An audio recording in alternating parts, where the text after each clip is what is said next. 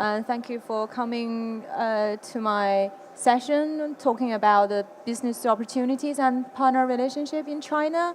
I'm Boyi from China Britain Business Council. I'm the China business advisor looking after low carbon sectors, including the environment, waste, infrastructure, and energy. Today, I would like to share some experience with you talking about China market, and I would like to introduce the successful cases and the difficulties if you enter the China market, as well as how to negotiate the cultural barrier, etc. And I hope it's helpful. This is today's agenda, and firstly, I would like to give an overview about China environment market, and follow that, I would like to talk about what Chinese company want, and also I'll give a bit advice on how to choose and identify the Chinese partners. Finally, I will introduce about the business opportunities in this sector. In China, actually, we got 28 central government bodies, like the ministry level government department in China. Regarding the environment sector, actually, the Ministry of Environmental Protection is a central government body, MEP, as well as Ministry of Water Resources, MWR, and Ministry of Housing and Urban Rural Development, MOHURD, are the central government. You may ask me why MOHURD is related to the environment sector. In China, actually, all the infrastructure work, for example, if you want to upgrading the pipelines for the municipal water, or you want to build some new plants, actually that's the territory under MOHURD rather than Ministry of Water Resources, Ministry of Environmental Protection. MEP mainly in charge of the regulations and policies, and also the cost of the price, which is different, water price, these type of things, or recycling. This is very different from the UK system. Maybe the government just in charge of the regulations policy, but can't really influence the water price. But in China, it's totally different because the central government provide the subsidies to the end user. Ministry of Water Resources, they are looking after the water side, as well as the main rivers and lakes, this type of businesses. The next point I would like to mention is about the investment in the environment sector. Actually, the total investment in the environment sector in China market by the end of 2015 is about 5 trillion, and it will keep this fast speed in the next 5 years, so which is 13th five-year plan from 2016 to 2020. Probably the Western people think that's really a massive investment and must be a lot of big opportunities in China. But from my understanding about this amount of money, actually you need to see it in both ways. The positive ways is there will be new plants and new projects will be implemented in China, in different provinces, cities, and towns. Another way, actually, lots of local infrastructure work and low-cost work will be undertaken through the Chinese suppliers or owners. Probably not all of the investment can reflect the collaboration opportunities. Thirdly, I would like to mention about the potential area for the overseas company, including the UK and other countries, to look at in the waste and environment sector. That include energy efficiency, water treatment, sludge treatment, and air pollution. Also, yesterday, actually, in the past 2 days, some Chinese delegates came to this exhibition and would like to find some like the waste oil sludge, and also the air pollution technologies to deal with the pollution in the air in China. I will go through about the business opportunities a bit later on. Let's move to the next slide. These slides actually show the common challenges faced when you do the business in China. The larger the tax are, the more frequent the challenges come to the UK companies. Those evidence is from CBBC survey. So you can see, and also actually I can try to think about when the UK companies came to us and talk about how to find a local partner and how to overcome the local culture difference and also understand about the local regulations, how to find the reliable clients, and also sometimes maybe language problem. You don't have your own interpreter, and when the interpreter help you interpreting your specific high-skilled staff, and they can't really deliver the knowledge and information, and also how to dealing with some issues maybe it's not exist in the UK or other places around the world, and finally maybe someone is very new and you don't know how to build the trust, how to communicate with your potential partners, or maybe you're not very sure. This type of problems always come to the UK clients, and they complain to us and would like to know how to find a better solution. Those codes are all from the CBBC service also, and you can see working with the Chinese clients or partners, and they don't know how to really have the accurate information about the business opportunities, and also sometimes if you don't have the Chinese like employee in your company, and when you negotiate and communicate with your Chinese partners, sometimes it's very, very difficult to make things forward and build the relationship. And also like this type of fair or exhibition, actually every year we have a law, and Chinese, the big SOEs, SOE state-owned enterprises, or the leading top private sectors, they come to the exhibition. Sometimes they show interest to the UK companies, but very difficult to follow up afterwards. So when they, maybe UK is, we think emails is the best effective way to communicate, but when you send emails to Chinese companies, just no replies. And if you speak Chinese on the phone, they must forget who you are and where you come from. So those type of difficulties are definitely the problems for the overseas company to do business in China.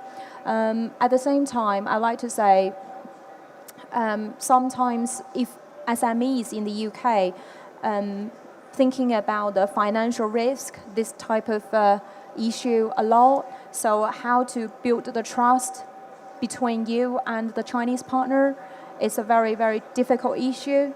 And also some Chinese company talk about maybe they think the overseas partner just want to simply sell the product service to them, but actually they expect to have the same aspiration and expectation, long-term development plan with overseas partners.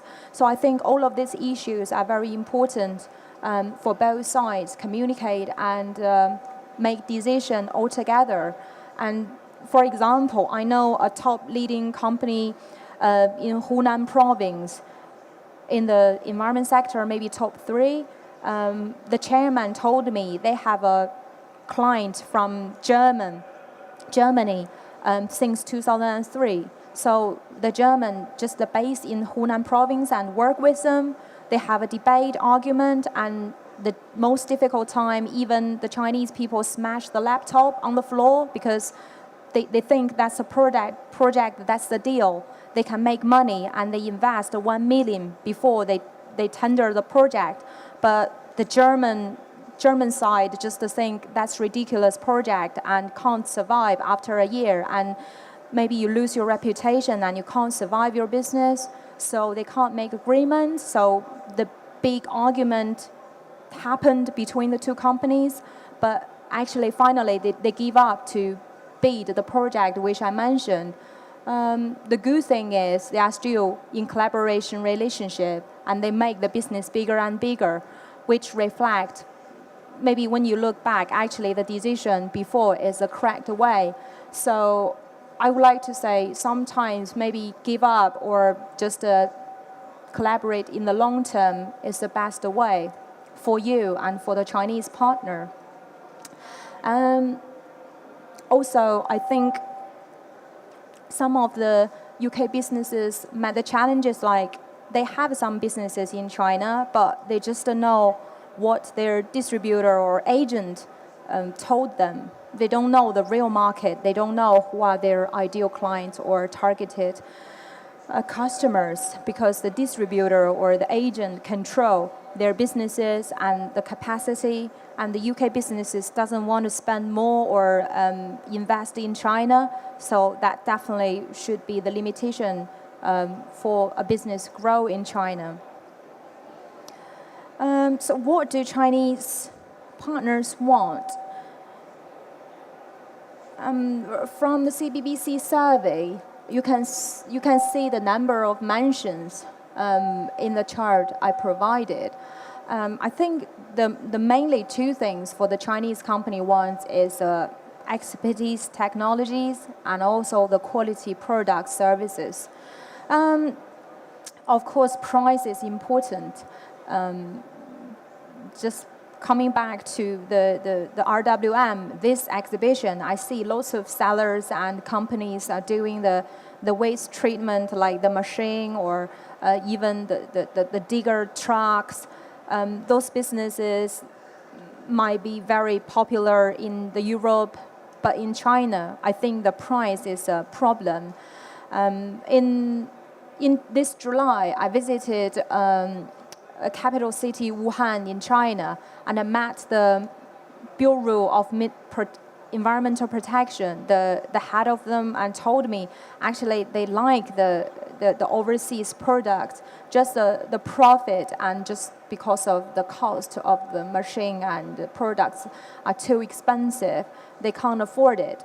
The reason he mentioned this is because of in China, actually central government will pay the bill to deal with the local, like the municipal government environment protection, like the street and clean the rubbish, and like a bit like UK city councils does, but it's totally different. If the cost of the machine or the services is too expensive, I think the Chinese side definitely will choose the cheaper one, although maybe the quality or the services is not that ideal. Again, actually talk about the suppliers. Sometimes if you find the suppliers, maybe they are not the only one deal with the UK companies, and so how they will really help you to build your relationship in China. I think from the UK side, if you don't really care about the China market, you don't need to think about it too much. No need to waste a longer time to really spend on the research and exploration. But if you really want to develop your business there, I think you definitely need an expert on the ground to support and talk to the Chinese companies. When I try to interview the Chinese companies about their feeling of collaboration with the overseas company, they told me if they can't see the existed company or even representative office in China, they may doubt about if they want to collaborate with you. I'm also looking after the construction sector. So, for example, if a Chinese house developer want to find the UK expertise to build some new house or new buildings, and maybe the UK architect is very famous in the UK or around the world, but in China they don't have any representative office or staff, so you are very difficult to really get this deal. And like UK architects told me the developer can come to their office and have a look and just do research if you are qualified or are you reliable. So both sides really build relationship at the beginning. That's a long process. But afterwards, probably the developer will come back to you and offer you more projects. It's definitely the same in the environment sector.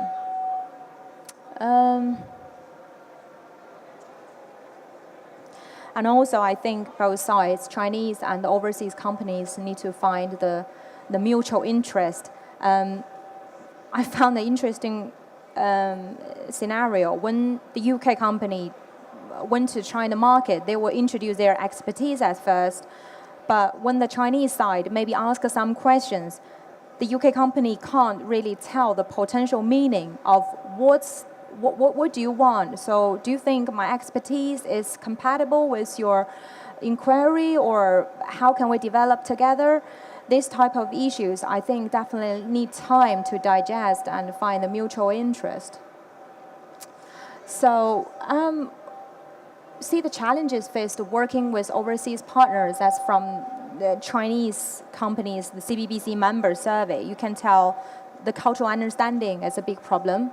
And also, the Chinese think maybe the overseas partner is lacking of flexibilities, negotiation, the price maybe not really ideal as they want. So reduce the price maybe can't really meet their standard or something. So that's all become the barriers for the collaboration. And also talk about the language and everything. Everyone think language is a tool, but through this week exhibition, we employed lots of Chinese interpreters to help with interpreting. Sometimes I think they're very good to deliver the messages, but the key part and the core technology sometimes maybe really need an industrial expert who can speak English to help you communicate your expertise on the ground. And also, I think the investment and activities, like the networking in China, is also very useful. And also responsibilities and trust, who invests your project and how to deal with your long-term development in China. You'd also need to think about this type of challenges before you access the market. There are the quotes from the survey we made. You can have a look.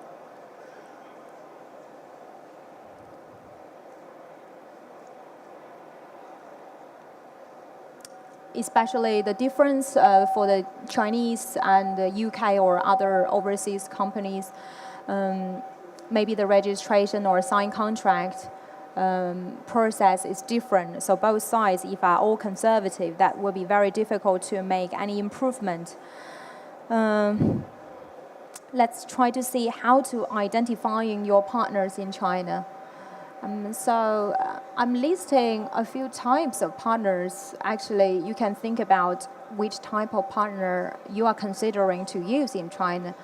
If machinery, you want to find distributor, or maybe it's very for SMEs. Maybe you'll want to find agent, franchise, and retailer licensee, and or maybe you definitely need joint venture to do the waste treatment, because in China that's monopoly industry. It's very difficult to get the waste treatment plant deal without the involvement with the Chinese government. Of course, the secondary partners and stakeholders are very important also. In CBBC, we could try to set up the link for you to build up the relationship at the beginning, to find some distributor, agent, or if you want to talk to the local association, potential partners, we can help you build up the link and set up the starting point. And also, because this is UKTI's event, and you can try to talk to UKTI and make inquiry to them to see if you are ready for China market, and let them give you some advice from the UK government support. This slide, I would like to introduce about the China map. You can see that actually in the middle there is a like a red star, that's capital of Beijing, and on the east side that's the coastline cities, which the economic is a lot more advanced and developed than the western part. All the provinces are there. You can have a look. And so, which area, regions would you like to think about to invest or export your stuff? And do you think about using the distributor model, or you want to sell it directly to China market, or you just maybe do a bit research before you access the market? Do you need the local presence? If yes, which type of ways you are thinking about to use? And which region cities do you want to enter at the first place? I'm listing about the tier 2 and tier 3 cities. I'd like to explain a bit more. Actually, in China, we try to separate the cities in 3-4 different types. The tier 1 cities, just including 3 to 4 cities, such as Beijing, Shanghai, Guangzhou, Shenzhen, this type of cities. The tier 2 cities normally are the capitals of each provinces, and also some famous cities near the coastlines, like maybe Ningbo or Zhuhai. This type of cities near the coastline have a good economy increase. And tier 3 cities actually like the famous cities, but not capital cities, or maybe famous for some specific industries. Would you benefit you?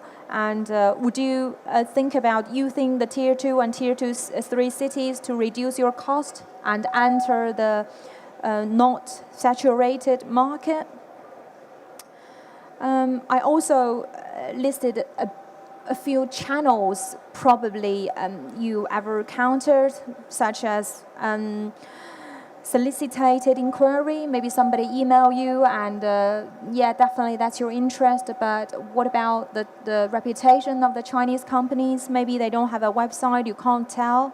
And did you check the due diligence? And also, what about the success story from the potential partners? Or maybe some of your old network introduce you some business opportunities. You don't need to really waste a long time to search for your potential partners. And but I mean, again, actually, you need to think about if they are suitable for you, and you need to do research afterwards. Or you can vice versa. You do internet research. You think about which type of companies you want, and the pros are definitely you don't need to really spend a lot at the beginning, easy access. But what about the other side, and how can you overcome the language barrier at the beginning? Of course, you can use a directories list and find some business links. And also, you can come to this trade show exhibition to meet the Chinese clients or Chinese business partners, or like China-Britain Business Council, CBBC, provide the missions to China every year, and we always organize some local events in the UK and China to help you meet the potential buyers or meet the expert in the market. But really, I think the cost of this type of participation will be different from you do it by yourself. But I'm sure the reward will be different as well. Also, the sector associations, I'm not very sure if they get lots of inquiries from overseas companies, but whatever CBBC or UK Trade and Investment, I think we all got good linkage with the local industrial association. And they are like the subsidiaries of MEP, the Ministry of Environmental Protection. So all of them will have hundreds of industrial players in China. Maybe can benefit you if you are on the ground and set up meeting and talk to them. And also, some UK companies, if they plan to have a joint venture or big investment in China, probably they will go through the doing the research process. So either find consultancy to provide the detailed report, or you can come to through CBBC service. We provide the report. We have a number of experts based in China, in different cities, so I have a good linkage with different cities, government and businesses. So after you're doing the research, if you really have a meetings with your Chinese partners, so what would you do? I would like to give a bit of advice on that. Definitely, I will advise you to prepare the introductions, including the Chinese Mandarins, as well as English, to make them understand what the exact thing, because they can read it. And also, please definitely share the most famous case study of your businesses and make them feel sure about if your skill, expertise, technologies, and excellence are compatible with what we need and what they are lacking of. And during the meetings, probably you need a very good quality translator interpreter to help you overcome the different barriers and also the language problems. Some Chinese companies are quite hospitality, and probably they will invite you for a very nice dinner or give you some expensive gift. Don't feel panic or shocked, but it doesn't mean definitely the business case will be successful because they are very kind to you. Probably you need the long-term development as well, but you don't need to really reject it if you think the business opportunity is not there. And also, I think I just list some like entertainment thing for your reference. Not every case is following this process. And through the negotiation process, I think you need to be clear about your objectives. And if Chinese side mentioned about some of their objectives is different from yours, I would advise you to ask follow-up questions and make them express their meaning clearly, because maybe most of the Chinese people get the Confucius education either at home or when they are in the state-owned enterprises. They have the habit of keep their opinion until the end, and they don't try to share with you at the beginning. But I don't mean they are very mean to you. Just they would like to listen before they talk and make decision. It's a really big different culture compared with the Western countries. And also, I think if you have a meeting in China, if you really design a trip to China, please definitely set up the meeting with the decision makers rather than talk to the middle level or working level staff, because although they may acknowledge your excellence, they can't really make decision. If they report back to the decision makers, probably the meaning and also the effectiveness will definitely get negative impact. And also, I think if you have a verbal contract, doesn't mean anything, and please try to chase up and make the deal as soon as possible. Always try to think about make the win-win business rather than just want to sell and export to China. Probably it's more and more difficult, particularly in the city of like the tier 1, 2 cities, because they have too many like the exporters to that cities. They don't feel that fresh like the 1990s and everything. They think that's really rare and difficult to get. Lots of SOEs, they got lots of money, but they just want the best thing in the world. So sometimes maybe they are conservative, but you need to really understand what they need and if they really want to have the project with you. So what's real business opportunities in China in the environment and waste market? The first point I would like to flag up is the power generation of municipal waste. Through the interviews we had in a couple of months ago, I think because the municipal waste is a big problem for most of the cities in China due to the maybe out-of-date waste treatment plants as well as maybe the cost of the local government can afford. And the China urbanization bring more and more people to the cities, but the capacity of dealing the municipal waste is reducing. So how to really reuse the waste and provide the power to the like electricity or something. Last year, actually, the central government gave permission about you can transmit your electricity to the network. Before it's not allowed. Now it's opened to the market. So if you have better technologies to improve the efficiency of the power, definitely that's a market you should try to access. The second thing I would like to say is among the technologies for dioxins.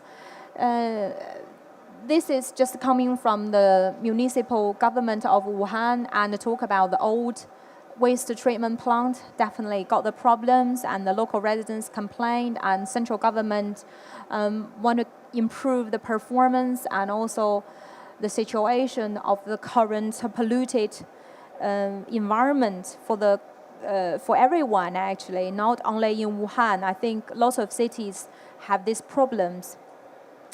And sewage treatment, I think sludge drying process, oil sludge reduced method, those are really old topics. The problem is we can't really find the low cost or sustainable way to help the Chinese partner to overcome the problems. So they are still trying to keep finding the technologies and take up the market. And also how to use desulfurization and denitrification in the waste treatment process. How to upgrade the waste treatment plants, because Chinese government will not demolish all the old treatment plants. They just can maybe add a bit extra accessories or try to use some new technologies to improve the performance rather than build some new plants. So those activities maybe you can think about if fit into your development plan in China. Finally, I would like to talk about CBBC, which I'm working for in China. We got 13 offices in China. You can see the red spot, which the office is located. We got research team. The head team is in Shanghai, and Beijing team is a headquarter in China. And also we got lots of offices in the capital city or each provinces. We provide the tailor-made research report and also the missions to China and the UK. Every year we assist over hundreds of UK companies to do the business in China. We are the membership organization. If you definitely focus in China market and would like us to provide the benefit and help you to accelerate your development plan, very welcome to consult me, and I'll give you the advice for now. And also private, I work for CBBC. Actually, I work for UK Trade and Investment, so I'm familiar with the government association in China as well as the UK government strategy. So probably you see lots of news about Chinese Premier Li Keqiang's visit to the UK in June, and a couple of days ago, Chinese Vice Premier Ma Kai visited London. That's all CBBC's territory. We assist the Chinese government and the UK government to deliver the network every year. And we engage with UKTI, the official delivery partner for UKTI, and work with Chinese partners, government, association, provincial and central level. And also we have close relationship with EU Business Association and EU SME centers. So if you think we can help you on anything, don't hesitate to contact me. The last slide I'll talk about is recent environment missions in China. We are planning to hold the Sustainable Cities mission to Wuhan, Changsha, and Hangzhou. You can see from the 20th to 25th that week, and focusing on the infrastructure environment. So if you would like to go to China to have a real look and meet the government officials, as well as the potential business buyers, very welcome for this mission. Or if you think that's too tight for you, another mission is leading by CBBC called Livable Cities Mission. Will follow the Sustainable Cities Mission, go to Xiamen and Fuzhou in southern China. Livable Cities Mission, we will try to promote the UK expertise. As you may know, we have a Eco-City and Green Building Working Group under CBBC. Now we are trying to recruit more members to be the member of Eco-City and Green Building Working Group. Eco-City and Green Building Working Group is under the MOU, the Memorandum of Understanding between UKTI BIS and MOHURD, the Central Ministry of China. So under the MOU, China and the UK side, both governments try to promote the UK-China best practice under the environment and infrastructure side. So if you feel interested about any of the mission, please put in touch with me.